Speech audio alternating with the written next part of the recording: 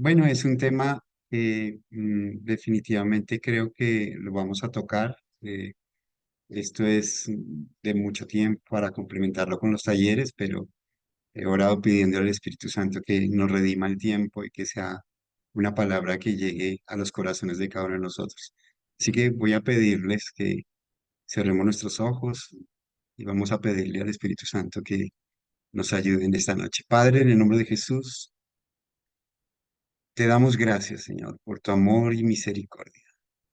Te damos gracias por el privilegio que tú nos das de ser instrumentos tuyos para ministrar a tu iglesia, Señor.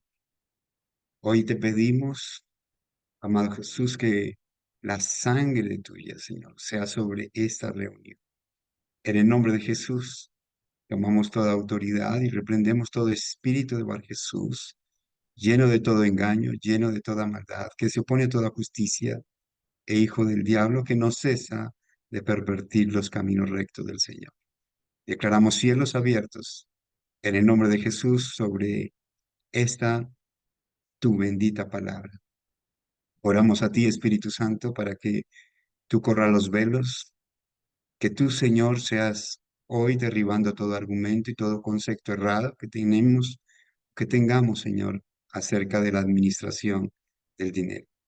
Que tu palabra, Señor, la podamos entender, la podamos guardar y que no se convierta solamente en un reto, sino en una determinación para poder aplicar los principios que tú, Señor, has dejado en tu palabra y quieres que nosotros los vivamos para ser bendecidos.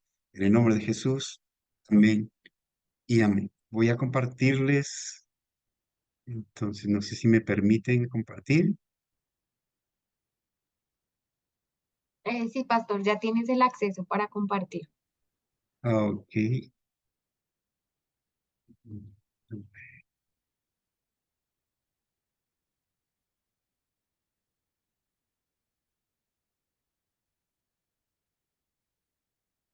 Pues, voy a ingresar. Ay, Dios.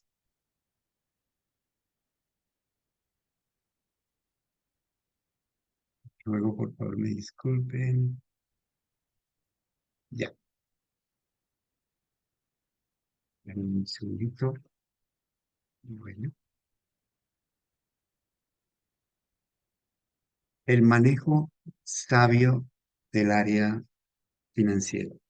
Bueno, antes de comenzar, pues la verdad ahí pueden ver en pantalla este PQR, si lo pueden escanear y responden esas preguntitas, eso nos va a permitir quizás al final tener una respuesta mucho más sólida frente a lo que el Señor va a permitir esta noche que compartamos. Entonces, 2 minuticos y responden sobre ello. Después les mostraremos los resultados. No se preocupen, no tienen que colocar nombres, así que sus respuestas serán completamente anónimas y se trata simplemente de hacer un diagnóstico sobre esa área financiera. ¿Cómo estamos? Seguramente que hay muchos aquí empresarios, profesionales, administradores, economistas. Mientras que responden, puedo decirles que cuando pude escudriñar acerca de estos principios, creo que el verlo en nuestras vidas, en nuestra casa, en nuestra familia, se corrió. Y haberlos aprendido a vivir y aplicar, creo que ha sido fundamental para nuestras vidas, para nuestra descendencia. Lo que el Señor me va a permitir compartir es algo que vivimos, es algo que nosotros practicamos y es algo que ha tenido un resultado definitivamente de mucha bendición, no solamente para nosotros como cabeza de familia, sino también para nuestra descendencia. Sé que aquí hay esposos, hay hombres y mujeres solteras, pero creo que definitivamente esos principios son muy importantes que lo veamos. ¿Estamos listos?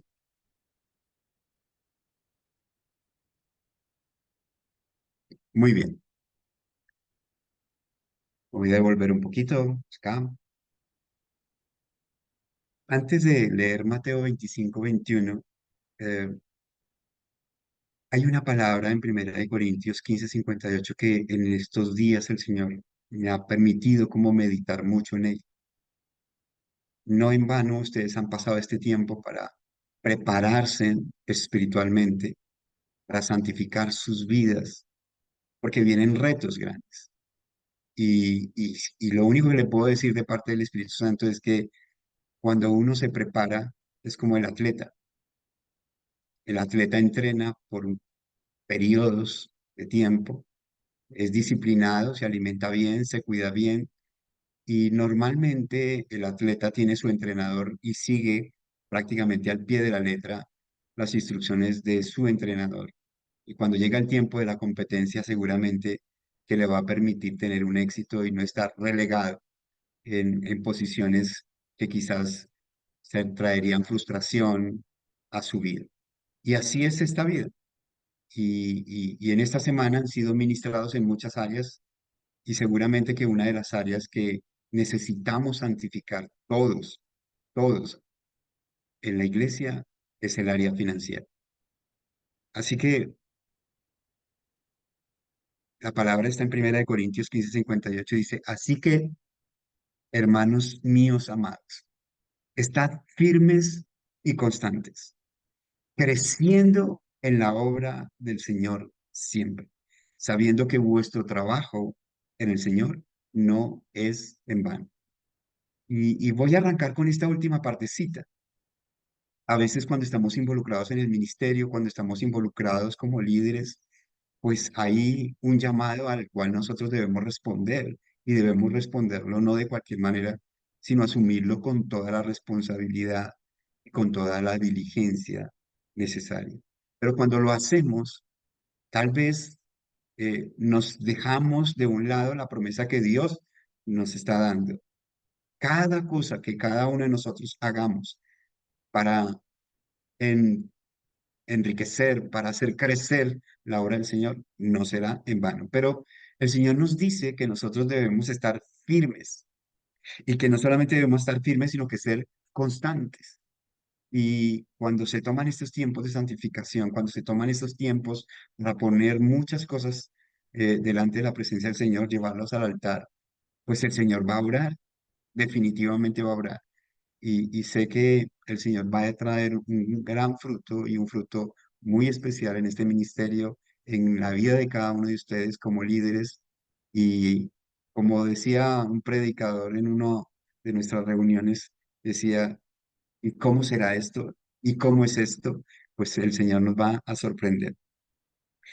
El libro de Mateo, capítulo 25 verso 21 dice, y su Señor le dijo, bien, buen siervo y fiel, sobre poco has sido fiel, sobre mucho te pondré. Entra en el gozo de tu Señor. Mire, vivir bien como ser humano, vivir bien como familia, vivir bien como profesional, vivir bien como un siervo de Dios. A veces uno podría pensar que es como eh, hornear un delicioso y rico pastel de manzana. Y el punto es que uno podría pensar que las manzanas es el elemento más importante de este pastel. Lo que hay que decir es que las manzanas y cualquier otro ingrediente es importante para obtener la mejor torta de manzana. Y por eso es la decisión y lo que el Señor les puso en el corazón a los pastores Fernando y Clara de ministrar muchas áreas en sus vidas. Y esta área, el área financiera, es eso, como un pastel de manzana y es una parte de ese gran postre, espiritualmente hablando, que el Señor hace que nosotros crezcamos, que nosotros seamos perfeccionados para el llamado y para ser instrumentos de Él. Uno de los aspectos importantes es que a ustedes se les aproxima la escuela de líderes, la escuela de formación, y a mí me impacta cómo muchos nosotros que nos desarrollamos y movemos en muchas áreas seculares, hay dinero para muchos aspectos, pero para esta temporada es un costo mínimo, es un tiempo de preparación, es un tiempo donde el Señor realmente está tratando con nosotros para llevarnos a un nivel diferente, es algo que debemos considerar. Pero volviendo acá al punto principal, podemos encontrar hombres y mujeres llenos de conocimiento de la palabra, hombres fieles, hombres y mujeres que interceden, que oran, que escudriñan la palabra, hombres fieles que quizás eh, han trabajado arduamente en su ministerio, en sus células, en su escuela. Y de pronto uno ve que algunas áreas están bien y otras no tan bien, y que una de esas áreas que no está tan bien puede ser el área financiera. El área financiera mal desarrollada en la vida de una persona, en la vida de un siervo de Dios, lo puede llevar prácticamente a ser un esclavo de esta situación financiera. La vida de un cristiano, mm, particularmente que no ha sido disciplinado y no haya considerado estos principios que vamos a compartir, puede ser la causa de grandes dificultades, de tensiones familiares, de contiendas si se quiere, y vale decir para algunos que los que están aquí casados, estadísticamente hablando, se habla de que es una de las mayores causas de divorcio o de separación. Y esto está basado en estadísticas que ustedes pueden encontrar en la Superintendencia de Notario de Registro. A partir del año 2007 nació una ley en Colombia, 2002 me parece, que fue la ley del divorcio express. Y en los primeros 6 meses, los divorcios prácticamente se incrementaron en un 600%. Hoy, en el año 2022-23, se habla de más de 20.000 procesos, o mejor, casos de divorcio, que ahora se hacen simplemente hasta en la notaría. Así que el gran reto no es solamente escuchar, el gran reto no es solamente escudriñar la palabra, sino que el Señor nos va a demandar que es necesario ponerlos por obra. Al no ponernos por obra, entonces caemos en lo que el apóstol Santiago en el capítulo 4 verso 17 llamó como el pecado de la omisión. Él decía, porque sabiendo hacer lo bueno y no hacerlo, nos es contado por pecado. Muchas veces nosotros hemos escuchado acerca de la prosperidad, de diezmar, de ser fieles con el Señor, etcétera, pero hemos sido un poco negligentes, si se quiere, en poner poco cuidado a lo que es la administración del dinero. Así que vamos a hablar de los errores que normalmente cometemos en el manejo de nuestra área financiera, rápidamente. Número uno, el primer error que nosotros solemos cometer es comportarnos como se comporta el mundo y haber obviado, haber tenido en cuenta en poco, mejor, tener en poco lo que el Señor ha dicho. El libro de Proverbios, en el capítulo 22, verso 7, dice, el rico se enseñorea de los pobres y el que toma prestado es siervo del que presta. O sea, lo primero que debemos entender aquí es que quien pide prestado terminará siendo un esclavo del que presta y olvidando que el verdadero costo del dinero no solamente son los intereses, sino el desgaste emocional, el desgaste espiritual y el desgaste físico que pueden tener las personas que en algún momento determinado no pueden manejar su nivel de endeudamiento. De hecho, el apóstol Pablo en el libro de Romanos, capítulo 13, versos 7 y 8, dice claramente, pagad a todo lo que debáis. Dice al que tributo, tributo, al que impuesto, impuesto, al que honra, honra, al que respeto, respeto, etcétera. Pero está hablando, al final dice, y no debáis nada a nadie. Ese es un principio fundamental. Más adelante conversaremos sobre ello, pero ese es un error. A veces la falta de templanza, la falta de dominio propio, hace que nosotros terminemos nosotros envueltos o viviendo en una situación muy compleja. El segundo error que podemos cometer es el amor al dinero fácil. A veces hay cristianos que fácilmente se pueden confundir con personas que viven sin el temor de Dios y eh, abren una puerta abierta a la codicia, a la avaricia, terminan haciendo negocios fuera de orden, con hermanos dentro de la iglesia, etcétera. La codicia es el exceso, es el afán excesivo por hacerse rico. Y hay veces terminamos en unos líos, terminamos enredados justamente por eso. Conocí el caso, hablando de este error, que de un hombre hace muchos años atrás, en los tiempos de DMG. Él era el gerente de cartera de una compañía muy importante. Y este hombre tenía un buen salario, su posición económica estaba muy bien, sus hijos estaban en la universidad, tenía su familia estable. Y de pronto, a través de esta figura, él empezó a depositar dinero en esta corporación y obviamente el retorno de ese dinero le generaba grandes rendimientos. Pero no satisfecho con eso, tomó una decisión de vender su casa y de adquirir un crédito importantísimo, invirtiéndolo allí porque él sencillamente decía, en 2 meses voy a tener un retorno de esa inversión, pero 5 o 6 veces superior. Cuando él hace esto, justo en el momento que es, a la semana que él hace esto, surge el mayor problema de DMG y él perdió absolutamente todo. Quedó en la ruina.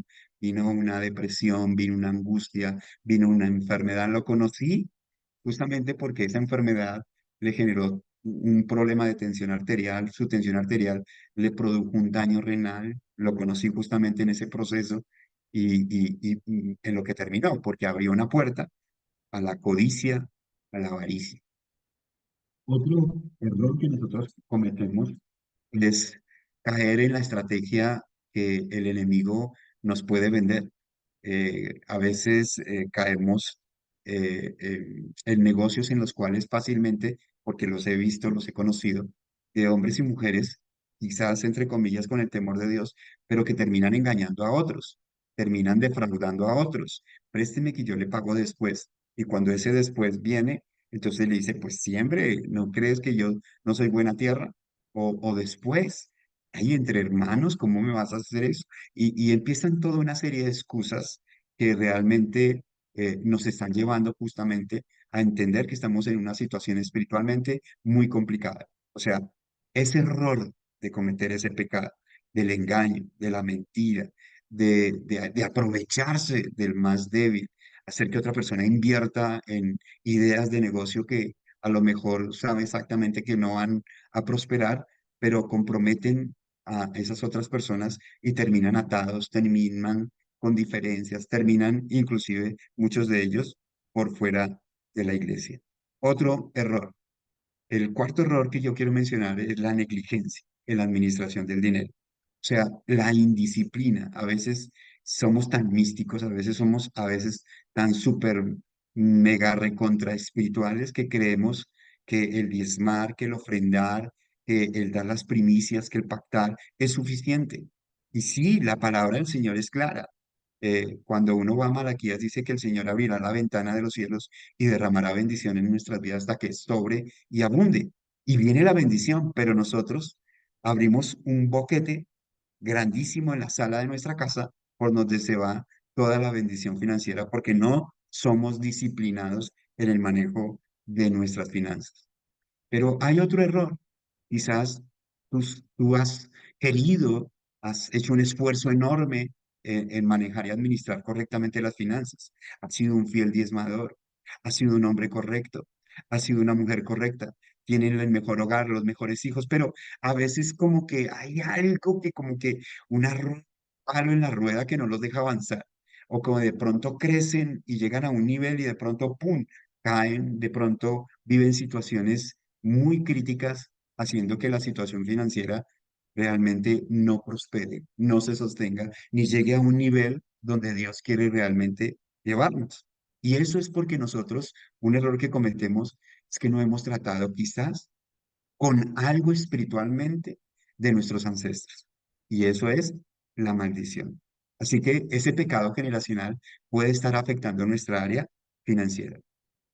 Con estos errores, quiero que hablemos ahora y conozcamos acerca de los principios básicos a través de la palabra, de lo que Dios nos enseña para obtener la bendición económica, para ser constantes y permanentes, para ser hombres y mujeres de testimonio, para que los demás digan algo está pasando en ellos, porque yo los conocí, porque yo vi cómo hacían sus negocios en el mundo, pero allí tenían problemas, allí no crecían, allí no prosperaban, pero ahora algo está pasando en ellos. Y lo que está pasando sencillamente es que escucharon acerca de estos principios, porque la invitación no es solamente escucharlos, sino la invitación que hoy el Señor les quiere dar a ustedes es que la forma de santificar su área financiera es escudriñar la palabra. La Biblia dice claramente cuando el Señor hablaba a su pueblo de Israel, mi pueblo pereció porque le faltó conocimiento. Escudriñad las escrituras, decía el Señor, porque hallaréis la verdad y la verdad os hará libres. A veces consideramos que hablar de esta parte financiera, bíblicamente hablando, no es tan espiritual, no corresponde a hombres y mujeres de fe, y la verdad es todo lo contrario, porque es algo que nosotros debemos tener en cuenta, vivir y practicar. Primer principio, el principio de la mayordomía.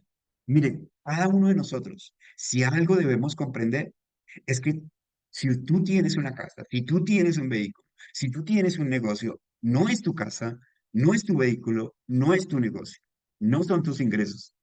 Tú y yo apenas somos unos simples mayordomos. Y la palabra mayordomo significa simplemente ser un administrador.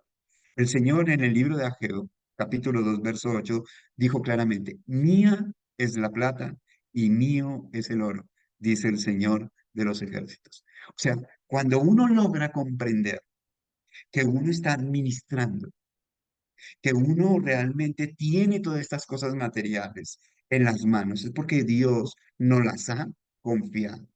Y no para que nosotros le demos el uso que nosotros queramos, no para que nosotros lo malgastemos, no para que nosotros no consideremos este principio de administrar correctamente las cosas. ¿Por qué? Porque sencillamente nosotros le daremos cuenta al verdadero dueño de las cosas. Y este versículo nos está diciendo claramente quién pertenece la casa que tú tienes, quién pertenece el vehículo, quién pertenece la empresa. No nos podemos ufanar, no nos podemos tal vez alardear, no podemos presumir de esas cosas porque sencillamente no son nuestras, pero obviamente que si administramos bien lo que el Señor nos da, es como la parábola del mayordomo fiel, o es como la parábola de los talentos. Si demostramos al Señor que somos buenos administradores en lo poco, pues en lo mucho nos pondrá. Si no podemos administrar un salario, por ejemplo, de 2 millones de pesos y estamos orando y estamos clamándole al Señor por mayores recursos, por promociones, ¿cómo va el Señor a bendecirnos si no le hemos demostrado que verdaderamente somos buenos administradores? De hecho, ya Santiago lo había dicho respecto de lo que nosotros pedimos. Santiago decía, ¿de dónde vienen las guerras? ¿De dónde vienen los conflictos entre nosotros? No vienen de nuestras pasiones que combaten en nuestros miembros, decía Santiago. Dice a Santiago, codiciáis y no tenéis, por eso cometéis homicidios. Dice en la versión Latinoamérica, sois envidiosos y no podéis obtener. Por eso combatís y hacéis guerra. No tenéis porque no pedís. Pedís y no recibís, porque pedís con malos propósitos para gastarlo en vuestros placeres. Ese es el problema de la mayordomía. Ese es el verdadero problema de la mayordomía. Un administrador de una empresa, un administrador de un negocio, no puede disponer del dinero que ingresa producto de las ventas como él quiere, por ejemplo, para hacer mercado. No. Si no tiene para hacer mercado, lo lógico es que vaya con el dueño y le diga, ¿será que me puedes hacer un anticipo de mi salario? Porque él le va a decir, ok, y de la nómina lo descuento. Pero si él lo toma y dice, ay, mañana lo repongo, eso en términos financieros, en auditoría se llama un fraude, que es el jineteo. Eso es incorrecto. Esos son argumentos en contra en el reino espiritual nuestro y no podemos abrir nosotros esa puerta, la mayordomía.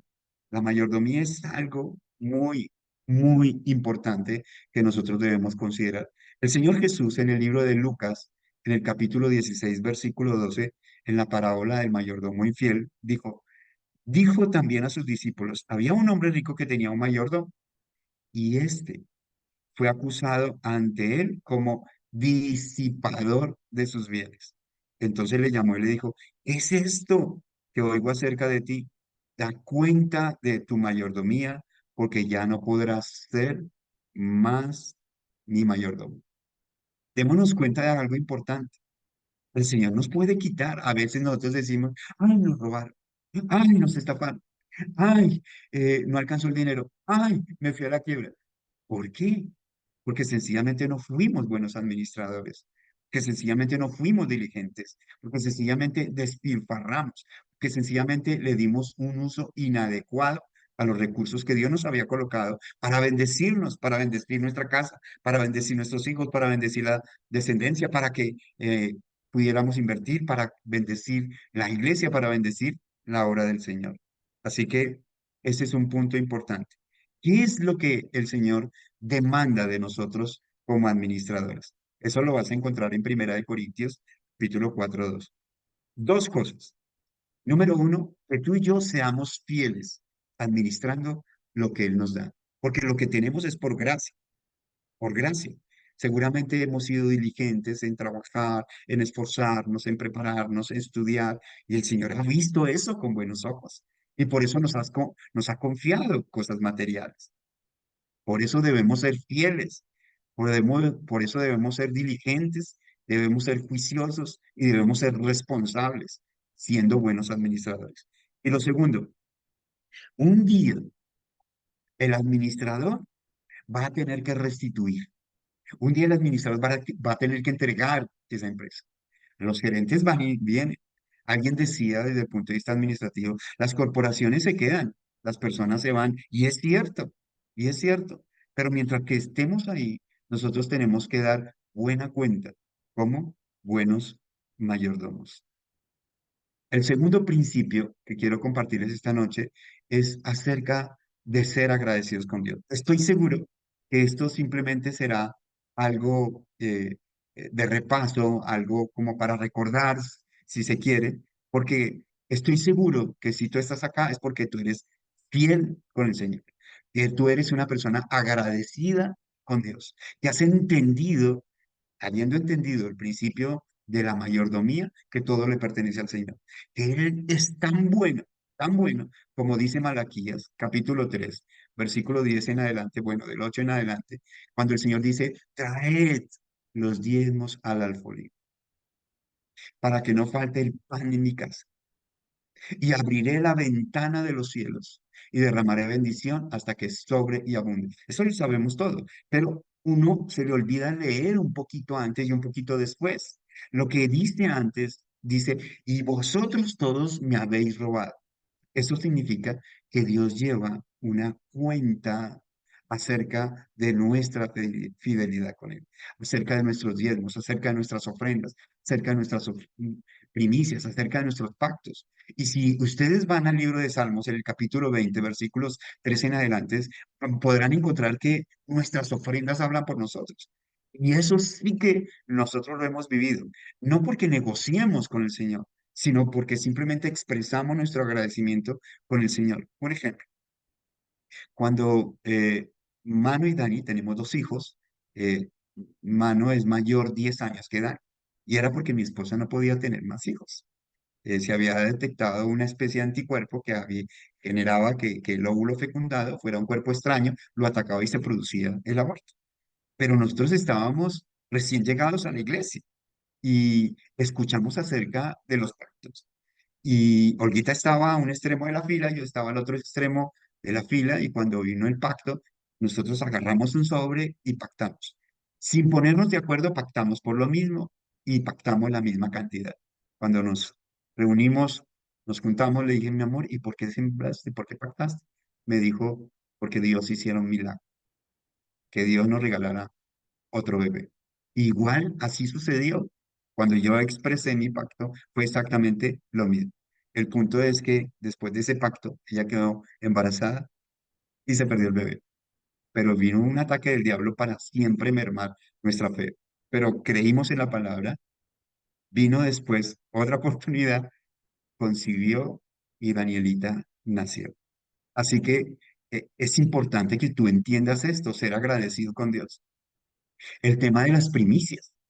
Mire, cuando Manu terminó su carrera universitaria y empezó su trabajo aquí en Colombia, él eh, agarró su primer salario, nosotros no sabíamos, y lo sembró todo, todo lo sembró. Y cuando nosotros le preguntamos, bueno, Manu, ¿nos vas a invitar a almorzar? No, no tengo. ¿Pero por qué? No, di mis primicias. El punto es que como al mes y medio le ofrecieron un cargo muy importante en una compañía aérea fuera del país donde estuvo 4 o 5 años y realmente fue supremamente bendecido. El año pasado, Dani, nuestra hija menor, se graduó como médico y a los 15 días ya estaba empleando. La misma situación, recibió su dinero, estaba yo compartiendo acerca de la ofrenda. Ese día estaba hablando sobre las primicias y comentando el tema de Manu, y ella se volvió a mirar con la mamá y dijo, ay, Dios me habló y debo sembrar mis primicias. Las entregó. El gran sueño de todo médico general es poder hacer su especialización. Y para una especialización en medicina se presentan más de 300 médicos y muchos de ellos médicos generales con mucha experiencia. Danielita se presentó a la Universidad Nacional en Medicina. Son 4 cupos, de esos 4 cupos ella fue la tercera, ingresó. Nosotros pagamos algo muy pequeño. Aparte de eso, Dani forma parte del grupo de ensamble coral de la universidad. Participaron en un concurso con las universidades y las universidades o la Universidad Bienestar Universitario le dijo, si ganan, las vamos a becar. Y ganaron el concurso y la becaron. Así que ya no estamos pagando nada. Mire que ser agradecido con Dios realmente trae la bendición. Estos son dos testimonios, perdón, sí, alardeo un poco de lo personal al darlos a nivel personal, pero son los testimonios que uno podría entender acerca de la importancia de cuán agradecido debe ser uno con el Señor. Así que eh, este principio es algo que nosotros debemos vivir constantemente. Recuerden lo que dice después de esta palabra en Corintios. Perdón, en Malaquías, dice la palabra que el Señor reprenderá al devorador. El punto es que el Señor cumple con su palabra. En Números 23:19, usted encontrará que Dios no es hombre para mentir, ni hijo de hombre para que se arrepienta, que sus palabras y sus promesas son sí y amén, que si Él lo dijo, Él lo hará, dice la palabra. Él cumple con lo que ha dicho. Y Él derrama la bendición. ¿A cuántos de nosotros Dios no ha abierto la ventana de los cielos y nos ha bendecido de una manera sobrenatural? El punto está en que somos muy despilfarradores. Viene la bendición del cielo, pero repito, como decía al comienzo, abrimos un boquete en nuestra sala de la casa por donde se va toda la bendición. Así que hay que aprender a ser agradecidos con Dios, pero aprender a complementarlo con el primer principio de ser buenos mayordomos. El tercer principio, no a las deudas. Aquí voy a comentarles eh, acerca de lo que dice la palabra de no a las deudas, que ya lo vimos en Romanos capítulo 13 versículo 8, pero vamos a hacer una especie de tallercito muy rápido porque el tiempo no nos va a dar, entonces simplemente lo vamos, perdón, a tratar de resumir. El libro de Romanos capítulo 13 versículo 8, me voy a volver un poquito hasta el 7, dice acerca de las deudas. Pagad, pagad a todo lo que debáis. Fíjese que lo primero que dice el Señor, pagad a todo lo que debáis. A veces uno se encuentra con personas, oiga, ¿qué hubo? Que trabajaron con uno. Y, oiga, ¿y usted al fin se salió de esa compañía? Sí. ¿Y qué pasó con la deuda que tenías con el fondo de empleados o con la cooperativa? No, pues a mí me liquidaron y hasta donde me alcanzaron los aportes. Y, pero usted quedó debiendo dinero. Sí, claro, yo quedé debiendo y no ha pagado. No, pero ¿para qué? Eso lo compensan, eso lo llevan contra pérdidas y ganancias. Mire, hay un principio que nos enseñó el Señor a través de la vida de Saqueo. Se llama restitución. Y a veces nosotros no tenemos en cuenta ese argumento que tiene el diablo en contra nuestra. La Biblia dice que el diablo se presenta delante de Dios de día y de noche para acusar a sus hijos. y a veces clamamos, a veces oramos, a veces intercedemos, pero el diablo tiene un argumento muy fuerte. Han pasado los días, han pasado los años y eso se llama sencillamente robo. Y nosotros lo primero que tenemos que considerar es que nosotros debemos pagar a todos lo que debes. Así dice la palabra. Luego habla de no deber a nadie nada, a nadie nada.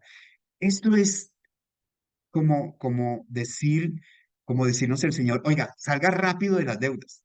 Eso es lo que el Señor nos está diciendo, que debemos salir rápido de las deudas. El problema es que hay veces nosotros no sabemos cómo salir de las deudas, ¿no?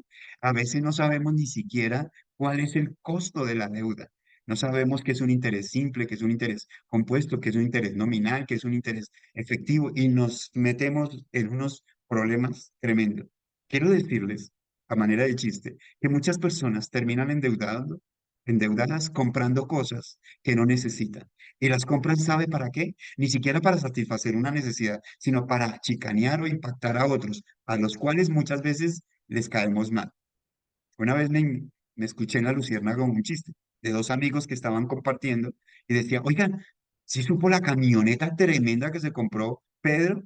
Y le dice, ah, sí, tremenda camioneta, pero se cuelga. Y el otro le dice, ¿en la subida? No, en las cuotas. A veces terminamos así, más enredados que peluca de loca, precisamente porque no tenemos templanza ni dominio propio y porque queremos simplemente alardear de cosas a otras personas, impresionar a otras personas o impactar a otras personas. Miren, nosotros hubiéramos podido, ojo que en esto no es mi doctrina, simplemente un ejemplo, y cada uno de nosotros vive de acuerdo con la revelación de la palabra.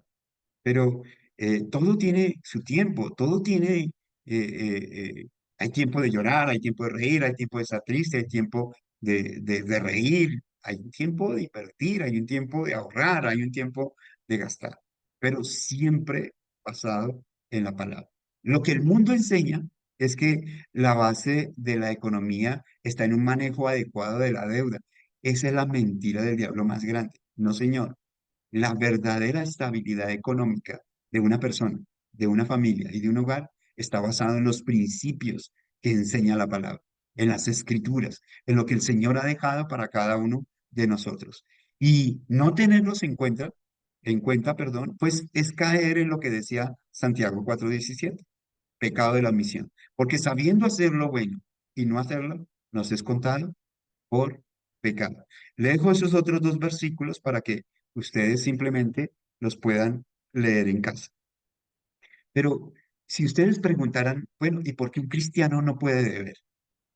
Le puedo decir básicamente dos razones. Número uno, porque lo que quiere el Señor para nosotros es que tengamos libertad financiera. Y no conozco una persona que tenga deudas que viva en libertad financiera. No es libre, es esclavo. Proverbios 22:7 dice, el rico se enseñorea de los pobres y el que toma prestado es siervo del que presta. En otra versión de Biblia de las Américas dice, el rico domina a los pobres y el deudor es esclavo del acreedor. Entonces, fijémonos muy bien que realmente traer o contraer obligaciones y estar endeudado definitivamente es un problema. Mateo 6:24, el Señor dijo, ninguno puede servir a dos señores, porque aborrecerá al uno y amará al otro, o estimará al uno y menospreciará al otro.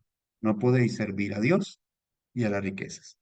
La segunda razón por la que no debemos estar endeudados es por nuestro testimonio personal. Miren, seguramente que uno no es monedita de oro para caerle bien a todo el mundo.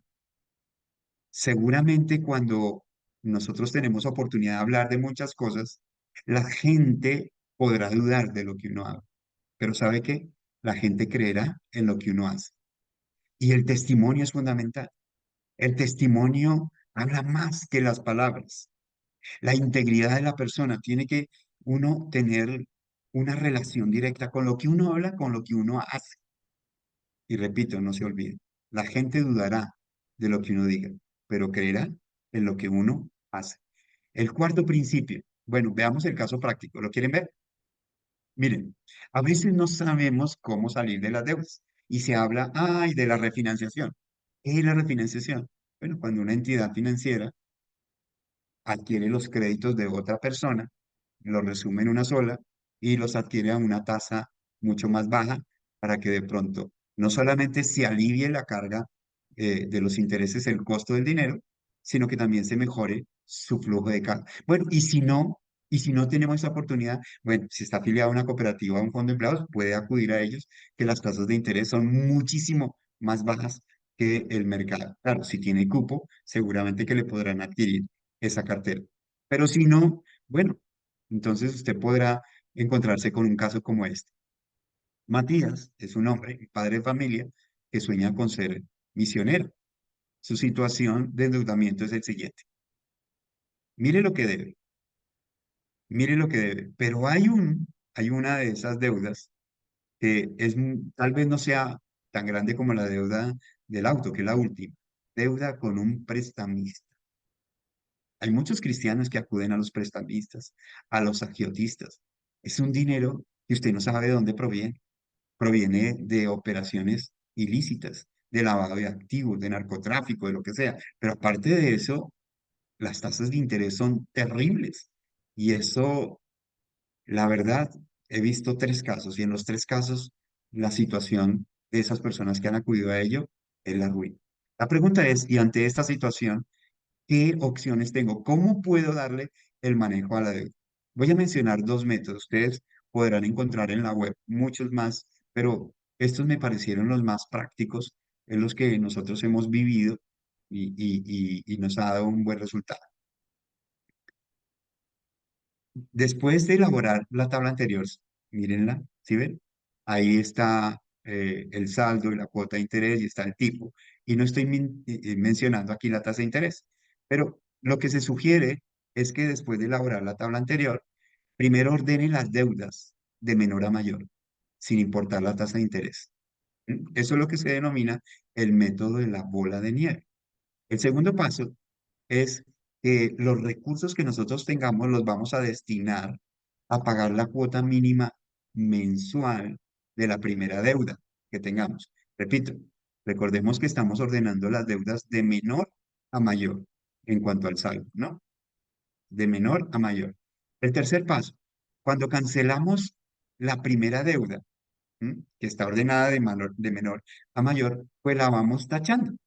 Y el dinero de esa cuota que pasó ahí, no vayan a decir lo que una vez me encontré con una persona y me dijo, ay, pues cuando uno no debe, tiene todo para gastar. Y pues el hombre anda más pelado, pues el hombre anda siempre al ras, el hombre siempre anda con límite financiero, porque vive eso, lo que él dice. Como no debe, pues todo lo gasta. Entonces, lo que se hace, lo que se sugiere en este método es, tú pagas la primera deuda, ese excedente lo agarras para abonarlo a la siguiente. Y de esa manera vas a salir mucho más rápido. Por eso se llama el método de la bola de nieve. Quizás es el mejor método desde el punto de vista psicológico, ¿sí? Pero desde el punto de vista financiero, desde el punto de vista matemático, tal vez no lo sea porque seguiremos pagando los créditos con la tasa de interés más alta. Y entonces el costo de la deuda para nosotros no lo estamos disminuyendo. Entonces, esta es la situación. Esta es la deuda del banco. Fíjese, por favor, que están ordenadas de menor a mayor.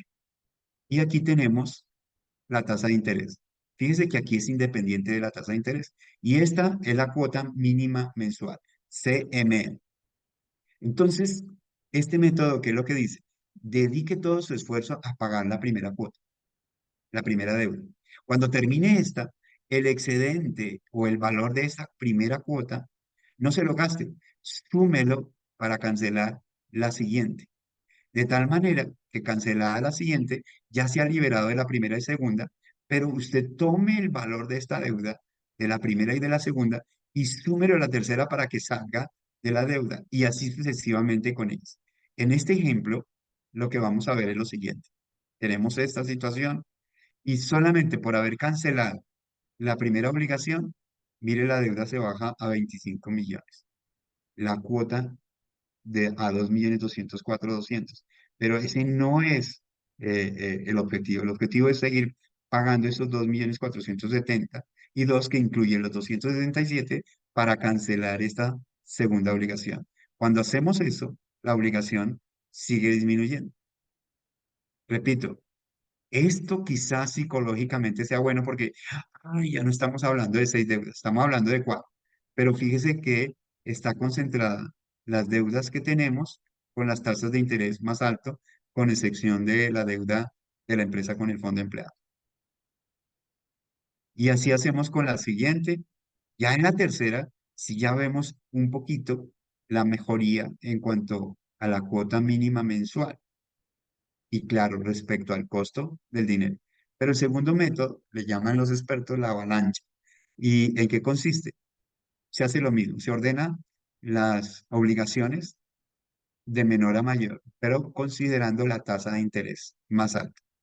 Entonces, voy a ordenar mis deudas empezando por la tasa de interés más alta a la más baja.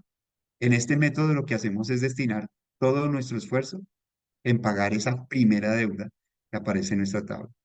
Y cuando cancelemos esa deuda, entonces lo que hacemos es la misma metodología de la anterior.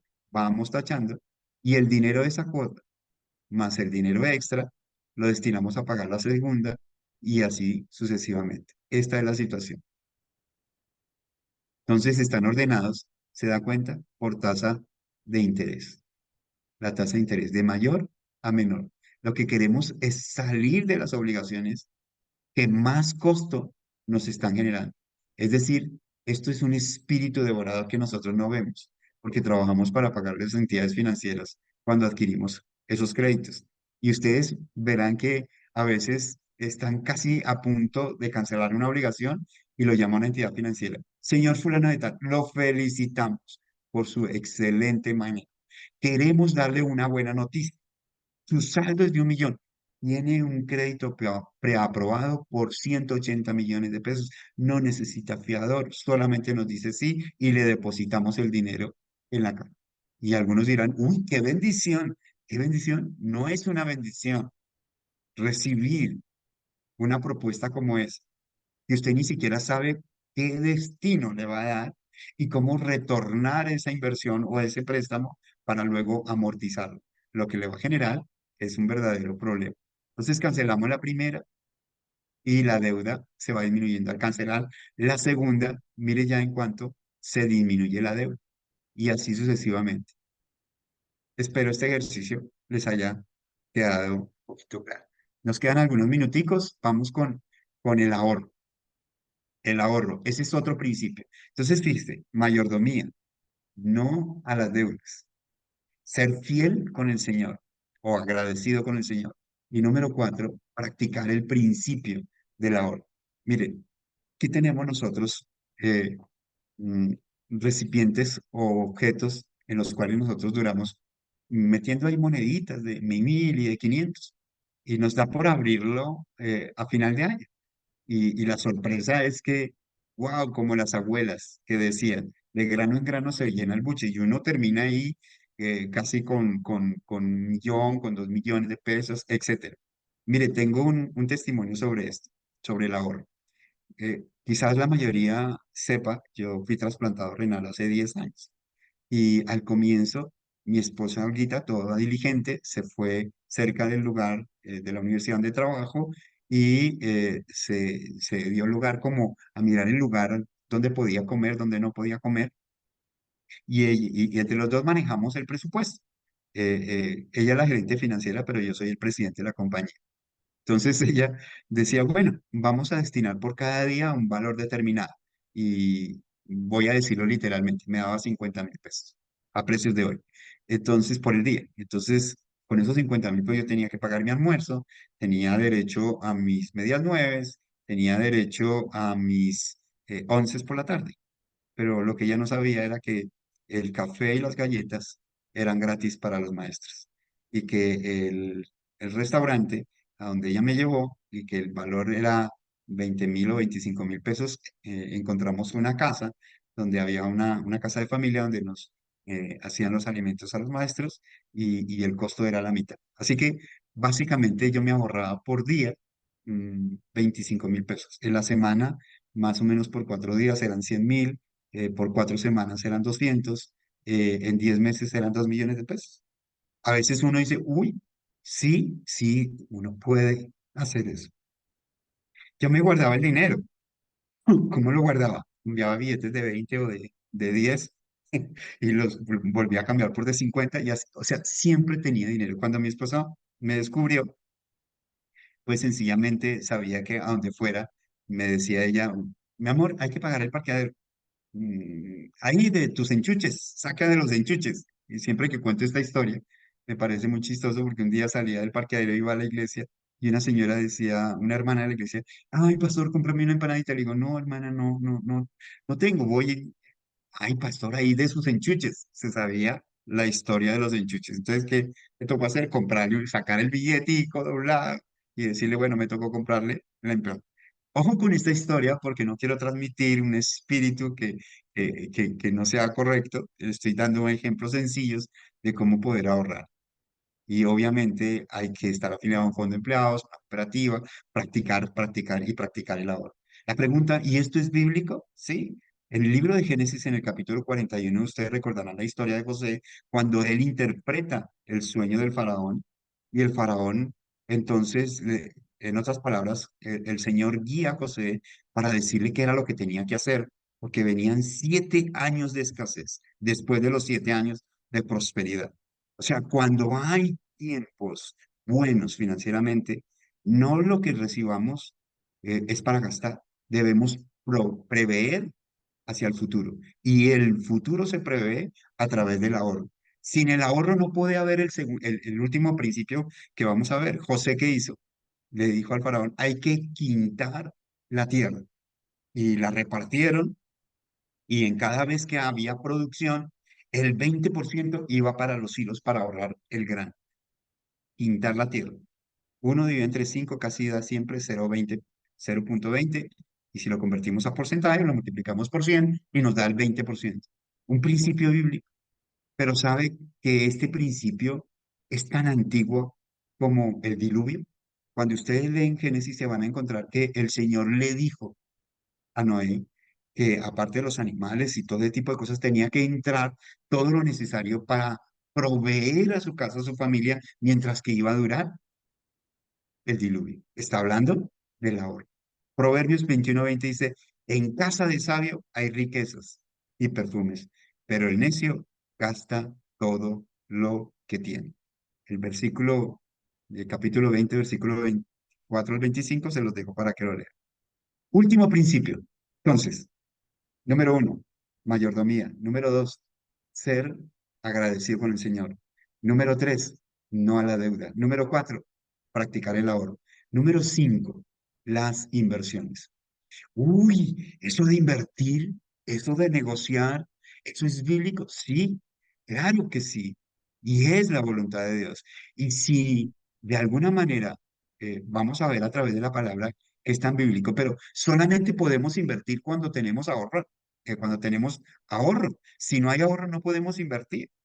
Claro, tenemos todos los sueños que quieran, pero si como familia, pero si como hombres, pero si como mujeres no tenemos el ahorro, usted no puede decir, ay, me voy a comprar este apartamento sobre planos.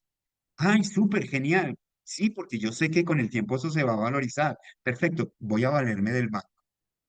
No, ¿por qué? Porque está dando la cuota inicial con un costo financiero que es muchísimo más alto que un crédito hipotecario, por ejemplo. Entonces, primero veamos lo que dice el Señor acerca de las inversiones. En el versículo 13 del capítulo 19 de Lucas, el Señor dice, y llamando a 10 siervos suyos, les dio 10 minas y les dijo, negociad entre tanto que vengo. Y esa palabra negociar es invertir, es invertir, pero cuidado cuando invertimos, sin cometer el error de caer en la codicia y en la avaricia. Dios quiere enseñarnos a, Él quiere que multipliquemos sencillamente los recursos que Él nos ha dado. Recordemos la parábola de los talentos, ¿recuerda? Ese es un típico ejemplo. Es el mismo ejemplo de la parábola de las minas. que está en Mateo 25 y en Lucas 19, exactamente lo mismo.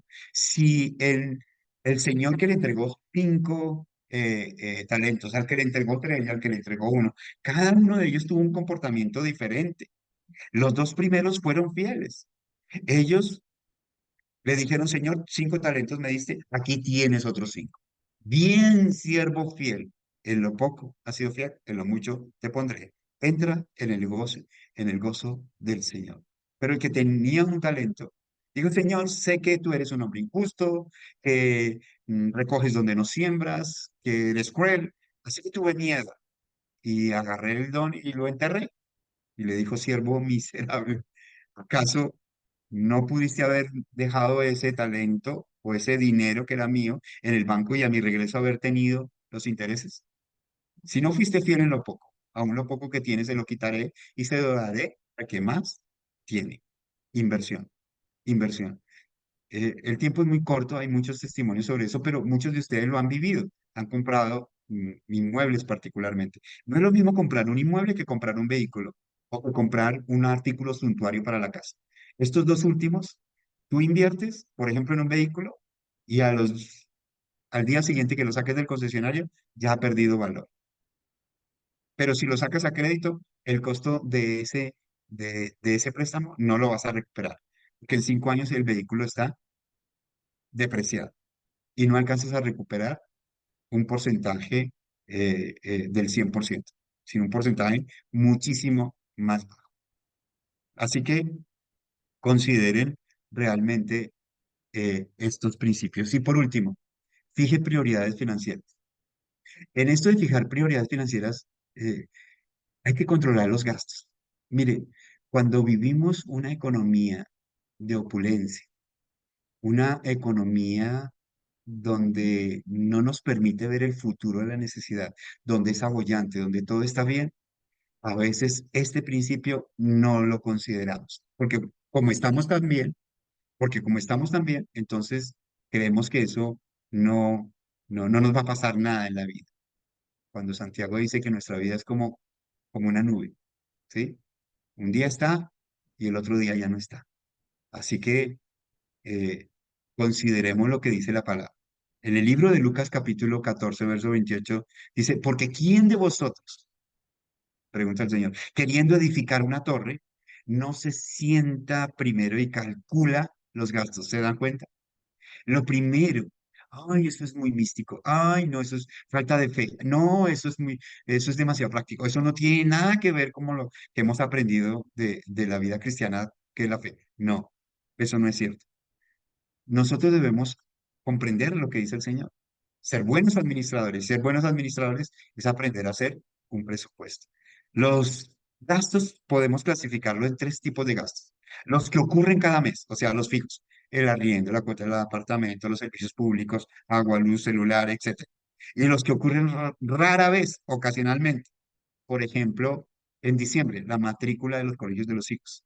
En enero, la adquisición de los textos escolares, etcétera, aunque ha disminuido porque ahora el sistema educativo está migrando a un tema mucho más virtual, donde se ha facilitado al estudiante toda una serie de recursos que están, por ejemplo, en las aulas virtuales. Y están los que no se pueden programar, los imprevistos. Usted puede programar que no se le rompa un diente, perdón, no va a pasar. Es un ejemplo. Me pasó a mí y resulta que en ese momento no tenía los ahorros suficientes y cuando se le rompa a uno un diente, eso vale un curvo de dinero. Yo casi me voy de para atrás cuando me hicieron esa cotización. Eso fue tremendo porque lastimosamente fue un tema muy particular, pero no sabemos qué pueda pasar mañana. Ay, la gotera de la casa. Ay, el mantenimiento del vehículo. Ay, que sacó la mano el motor. Ay, que hay que cambiarle las ruedas. Ay, que hay que cambiarle los neumáticos. En fin, esos gastos que son los imprevistos, ¿m? Hay que planearlos.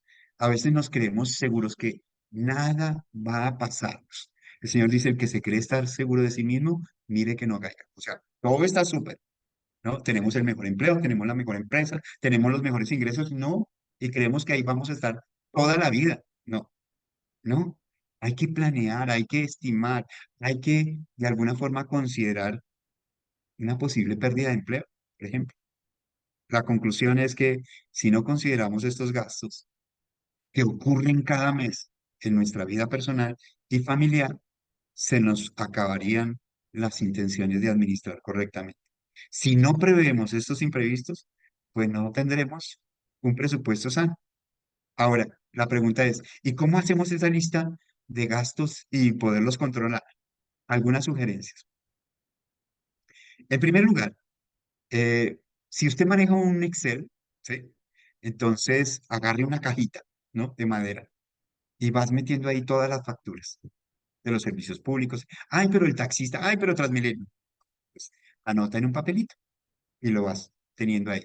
Al final del mes, si son un matrimonio, se sienta con la esposa y sacan todos esos papelitos, esos soportes y los clasifican por concepto. Y luego arman una tablita en Excel donde digan concepto, donde digan el valor que están gastando en ese mes por concepto, que normalmente es el promedio, y el porcentaje que representa cada uno de esos gastos con respecto al total. Cuando ustedes vean eso, seguro que se van a aterrar y van a decir, uy, estamos gastando mucho en tal concepto. Hay que disminuir. Y es cuando se ponen metas para controlar los gastos. Miren, es algo parecido a esto. Bueno, este es el modelo del presupuesto, pero quiero ir aquí. Esto es de lo que yo les hablo. ¿M? El concepto del gasto. Mercado, luz, teléfono, agua, educación, ta, ta, ta. Aquí el valor del mes. Y al final yo sumo aquí. ¿Ok? Y el porcentaje, ¿cómo lo establezco? Tomo el valor de cada uno de los conceptos, lo divido entre el total y lo multiplico por 100. Y ahí me va a mostrar qué porcentaje tiene cada uno de estos conceptos. Y luego lo que hago es establecerme meta. No, wait tantico. Pues yo, por ejemplo, de, del vestuario, pues voy a mermarle. ¿Sí? Voy a bajarle un poquito a mi pinta, voy a bajarle un poquito a la comida, ¿sí? Voy a bajarle un poquito a la glotonería, voy a bajarle un poquito a las salidas, voy a tener que cocinar un poquito más en casa, ¿sí? Ay, este pastor pues está diciendo que es un tacaño y que ya no vamos a salir con la familia. No, no estoy hablando de eso. Pero un ejemplo, mire, supongamos que usted tiene la costumbre de salir todos los fines de semana, ¿sí? Al centro comercial. Y va al centro comercial y es papá, mamá y dos hijos. Cuatro. Y normalmente tiene la costumbre de ir a comer, de ir a cine, de comerse un helado. Y entonces, un cine, cuatro personas, ¿cuánto puede costar? Pongámosle 150.000 pesos los cuatro. Número dos, y la cena, ay, se van a correr algún, no, entre los cuatro son 200.000 pesos, ya van 350. Y el helado, no, pues otros 50, van 400. Y el parqueadero, no, unos 30, 480, redondeando 500 millones, 500.000 pesos. 4 semanas, 2 millones de pesos. Al año, 12 por 2, 24 millones de pesos en las horas saliditas. ¿No vamos a salir? Claro que pueden salir. Claro que podemos programar las vacaciones. Claro que podemos programar la distracción. No me pregunten cómo lo hacemos nosotros. El tiempo no nos da, pero les dejo eso para que mediten. Claro, si yo tengo ahora la meta, multiplico este porcentaje por el valor promedio del mes y me dará el valor que voy a gastar mensualmente. Ok, ya están los gastos. Ahora sí, entonces voy a preparar mi presupuesto. Estimo los ingresos. Miren, no debe haber ningún secreto. Involucren a sus hijos si ya están económicamente activos, si ya producen, porque lo que no nos cuesta, hagámoslo fiesta, número uno. Dos, no le vamos a enseñar a los hijos disciplinas, no le vamos a enseñar a los hijos la administración del dinero si permitimos o si dejamos que ellos de alguna manera tengan mucha libertad sobre eso. Sí, la pueden tener, claro, pero debemos involucrarlos en las responsabilidades y en el manejo. Hoy en día a mí me aterra, Dani es médica, ya no es financiera, pero percibe su ingreso mensual y ya habla de invertir en índices de la bolsa en los Estados Unidos de las 500 empresas más rentables del mundo y yo, wow, y esto, pero es que esto ni siquiera lo vi porque no se escucha hablando, entonces ellos lo practican. No deben haber secretos, salarios, arriendos, honorarios, ingresos y otros ingresos, total ingresos. Y esto nosotros lo hacemos por el año, esto nosotros no lo hacemos por 15 días. Nosotros, antes de terminar el año, nosotros ya estamos haciendo un presupuesto para el año siguiente. Bueno, eso de los egresos estimados, el prioritario, los diezmos, las ofrendas, donaciones y bueno, esas convenciones están dentro de los egresos o los podemos dejar ahí como ustedes consideren. Pero hay que planearlos, hay que estimarlos. Y eso nos da un subtotal de prioritarios. La diferencia entre los ingresos y estos egresos estimados nos da un disponible. Usted puede encontrar cualquier aplicación en la web y acomodarla según su necesidad. Y si maneja todas esas herramientas tecnológicas, pues seguramente que podrá hacer un presupuesto mucho más bonito que el que le estoy mostrando, pero los hay. Entonces, lo que dijimos, gastos fijos, ¿sí ven? Y sumamos. Los gastos ocasionales y sumamos. Los gastos imprevistos y sumamos. Y luego nos da el total de egresos o de gastos. Luego sacamos la diferencia entre el disponible, es decir, los ingresos, menos los diezmos, menos las primicias, menos los pactos, nos da un disponible, menos la totalidad de gastos, nos dará un exceso. ¿Y ese exceso qué significa? Ah, bueno, ¿qué destino le voy a dar? Si usted tiene deudas, lo primero que tiene que, si no tiene deudas, pues usted va a ahorrar. ¿M? Y determina un porcentaje de ese excedente para cada tipo de ahorro. Pero si tiene deudas, usted tiene que darle prioridad, según lo que aprendimos, y de acuerdo con la palabra, es no debáis nada a nadie. Salir rápido de las deudas. Y al último nos da un déficit o, o un saldo a favor. Conclusión que podemos nosotros sacar de esta enseñanza. Y perdóneme que me pasé. Todo hombre, toda mujer y todo joven que perciba una mesada o que económicamente esté activo y perciba ingresos, sencillamente para poder hallar una estabilidad económica debe considerar estos principios que el Señor ha dejado en su palabra. La estabilidad de un hogar, la estabilidad de una persona, la estabilidad de una mujer, la estabilidad de un hombre o de un joven, simplemente depende de su parte económica. Esa estabilidad. La parte económica es tan crucial. El mismo Señor habla más del dinero que de cualquier otra cosa.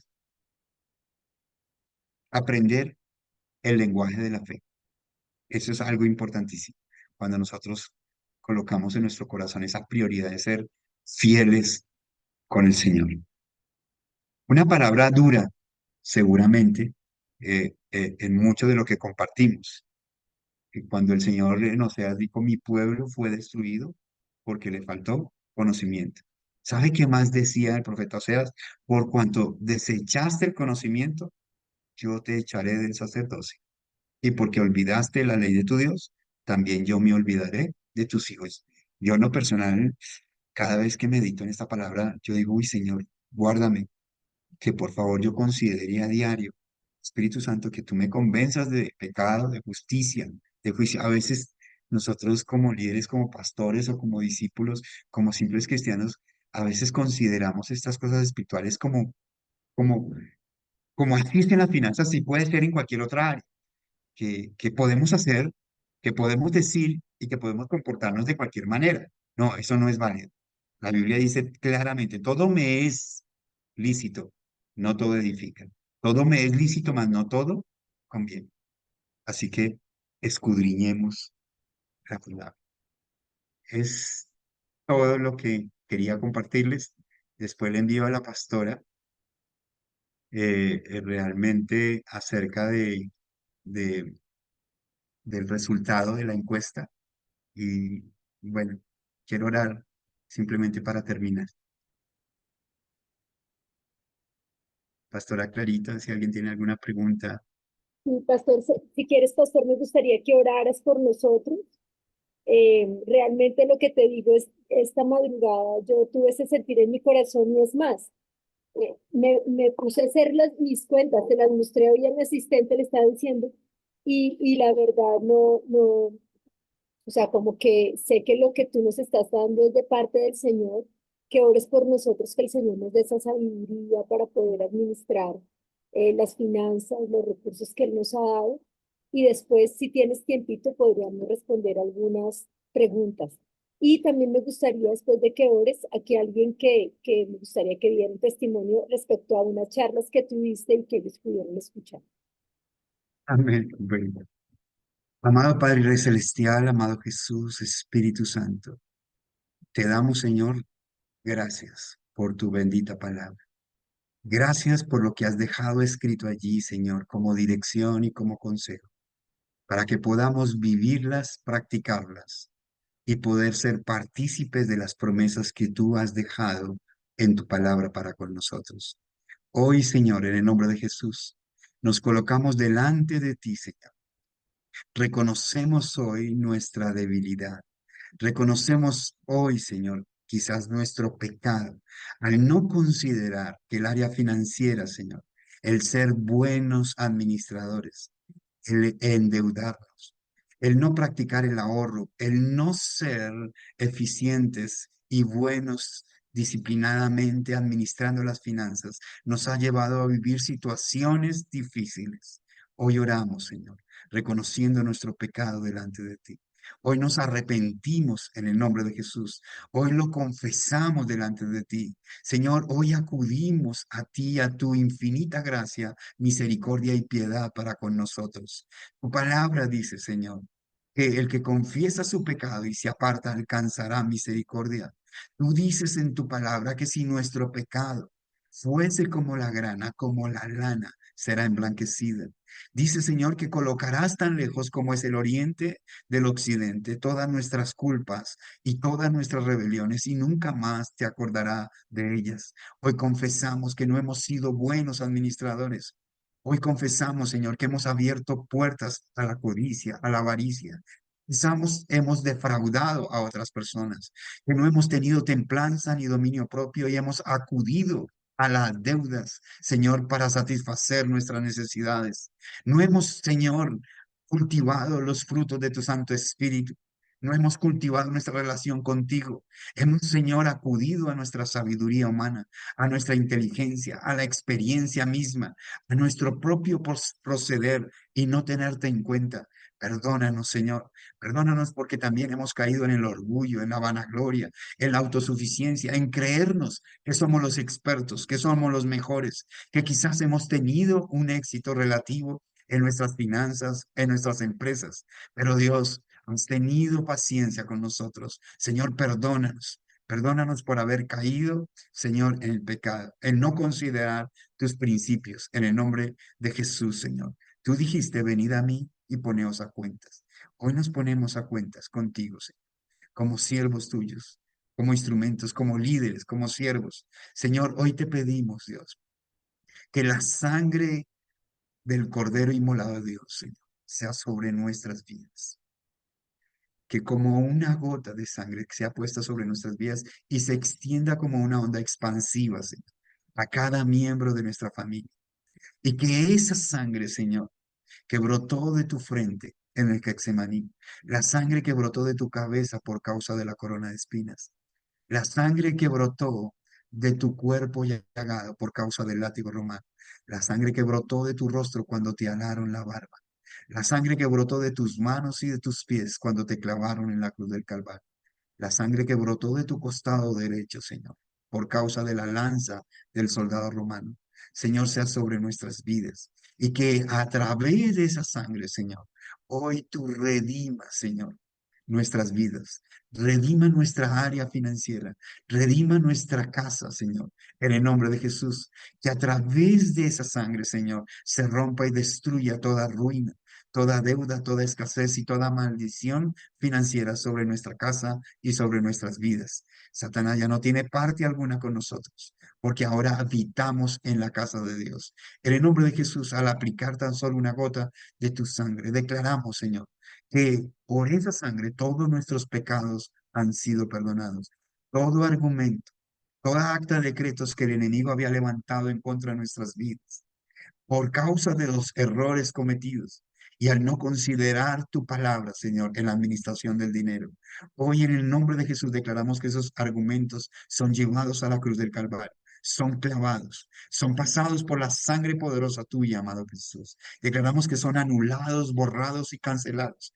y que esos demonios que venían de tiempo en tiempo para acusarnos, que tenían la autoridad para frenar nuestra área financiera, a limitarnos financieramente, han sido expuestos públicamente y han sido despojados de toda autoridad, pero en nombre de Jesús. Aplicamos la sangre poderosa tuya, amado Jesús, en especial la sangre que brotó de tu cabeza por causa de la corona de espinas. Y declaramos que toda ruina, toda deuda, toda escasez, toda limitación económica es quitada de nuestras vidas. Todo piso de hierro y todo techo de bronce es despedazado y destruido en el nombre de Jesús. Declaramos cielos abiertos sobre nuestras vidas.